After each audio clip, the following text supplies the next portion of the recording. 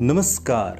आप सुन रहे हैं द बॉलीवुड रेडियो और मैं हूं आपके साथ अनूप आकाश वर्मा। दोस्तों, आपकी फरमाइश में आज किस्से की फरमाइश की है कमलेश कपाड़िया ने। तो कमलेश जी, आपकी फरमाइश पर पेश है नंदा का एक किस्सा। बॉलीवुड की मशहूर अदाकारा नंदा हालांकि अब इस दुनिया में नहीं है, लेकिन वो अपने पीछे अपनी फिल्मों की एक सुनहरी फेहरिस्त छोड़ गई हैं, जिसके जरिए हम उन्हें हमेशा याद करते रहेंगे। नंदा जब बॉलीवुड में काम उन्होंने शुरू किया तब वो छोटी बहन बनकर आई, क्योंकि 5 साल की उम्र में ही उन्होंने हीरो की छोटी बहन के रोल करने शुरू कर दिए थे। लेकिन बाद में उन्होंने अपनी पहचान बदली और हीरोइन बनी। नंदा ने फिल्म जब जब फूल खिले, गुमनाम और प्रेम रोग जैसी हिट फिल्मों में काम किया। नंदा की फिल्मों में उनकी एंट्री की कहानी बड़ी दिलचस्प है। साल 1944, 5 साल की थी जब एक रोज स्कूल से घर लौटी तो पिता ने कहा कि कल तैयार रहना, फिल्म के लिए तुम्हारी शूटिंग है और इसके लिए तुम्हारे बाल काटने होंगे। आपको बता दें कि नंदा के पिता विनायक दामोदर कर्नाटकी मराठी फिल्मों के सफल अभिनेता और निर्देशक थे। बाल काटने की बात सुनकर नंदा नाराज हो गई। उन्होंने कहा कि मुझे कोई शूटिंग नहीं करनी। बड़ी मुश्किल से मां के समझाने पर वो शूटिंग पर जाने के लिए राजी हुई। वहां उनके बाल लड़कों की तरह छोटे छोटे कर दिए गए। फिल्म का नाम था मंदिर। इसके निर्देशक नंदा के पिता दामोदर ही थे। फिल्म पूरी होती इससे पहले ही नंदा के पिता का निधन हो गया। घर की माली हालत बिगड़ने के चलते नंदा के छोटे कंधों पर जिम्मेदारी का बोझ आ गया। मजबूरी में उन्होंने फिल्मों में अभिनय करने का फैसला किया। चेहरे की सादगी और मासूमियत को उन्होंने अपने अभिनय की ताकत बनाई।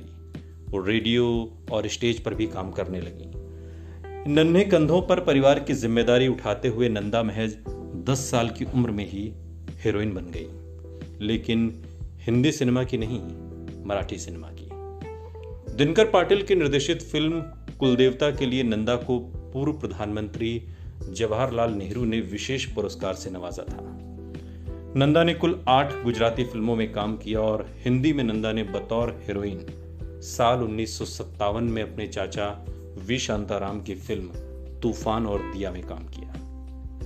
1959 में नंदा ने फिल्म छोटी बहन में राजेंद्र कुमार की अंधी बहन का किरदार निभाया। उनका अभिनय दर्शकों को खूब पसंद आया और उस दौरान लोगों ने नंदा को सैकड़ों राखियां भेजी थीं। एक तरीके से नंदा देश की बहन बन गई थी। इसी साल राजेंद्र कुमार के साथ उनकी फिल्म धूल का फूल सुपरहिट रही। इस फिल्म ने नंदा को बुलंदियों पर पहुंचा दिया।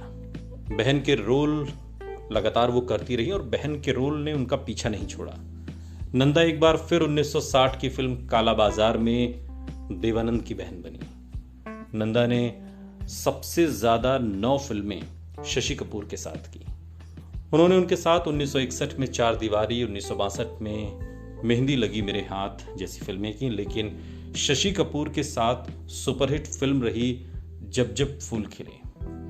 कई हिट फिल्में देने के बावजूद नंदा की अभिनय प्रतिभा का सही इस्तेमाल कम ही किया गया। शायद उनके अभिनय का पारखी निर्देशक उनकी किस्मत में नहीं था।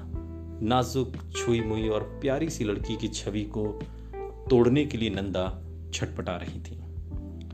राजेश खन्ना के साथ फिल्म इत्तेफाक साल 1969 में उन्होंने नेगेटिव किरदार निभाया, लेकिन दर्शक उनका ये रूप स्वीकार नहीं कर सके।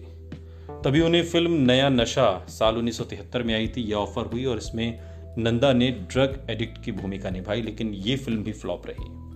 नंदा को समझ आ गया कि उनके सहज और स्वाभाविक अभिनय को ग्लैमर का रंग देने की कोशिश में उनकी अपनी पहचान खत्म हो जाएगी।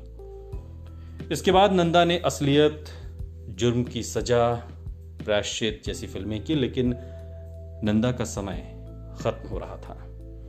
इसका एहसास उन्हें भी था, इसलिए उन्होंने बेहद शालीनता से खुद को रुपहले पर्दे की चकाचौंध से अलग कर लिया। परिवार की जिम्मेदारियां उठाने में उन्हें अपने बारे में सोचने का कभी मौका नहीं मिला था। निजी जिंदगी की बात करें तो नंदा डायरेक्टर मनमोहन देसाई से बेइंतहा मोहब्बत करती थी।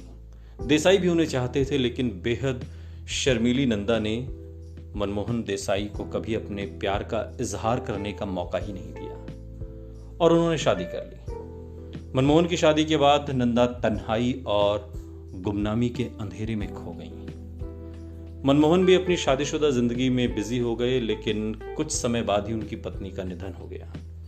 इसके बाद मनमोहन ने फिर से नंदा के नाम मोहब्बत का पैगाम पहुंचाया। नंदा ने उसे कबूल कर लिया। उस दौरान नंदा 52 साल की हो चुकी थी। साल 1992 में 53 साल की नंदा ने मनमोहन देसाई से सगाई कर ली, लेकिन किस्मत को शायद कुछ और ही मंजूर था। सगाई के 2 साल बाद ही मनमोहन देसाई की एक हादसे में मौत हो गई। दोनों कभी एक नहीं हो पाए और नंदा अविवाहित ही रह गईं। नंदा की आखिरी फिल्म थी प्रेम रोग। प्रेम रोग में उनका किरदार लोगों को खूब पसंद आया। इसमें उन्होंने पद्मिनी कोल्हापुरी की मां का किरदार निभाया था।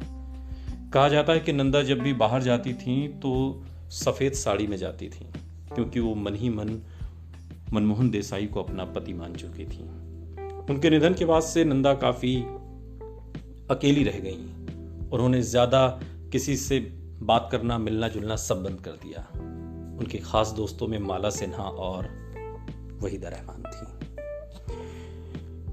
इस किस्से की फरमाइश कमलेश कपाड़िया ने की थी। किस्सा आपको कैसा लगा कमेंट बॉक्स में हमें जरूर बताइएगा। साथ ही आप क्या सुनना चाहते हैं ये भी हमें बताइए। हम सुनाएंगे आपको आपकी पसंद का किस्सा। सुनते रहिए द बॉलीवुड रेडियो, सुनता है सारा इंडिया।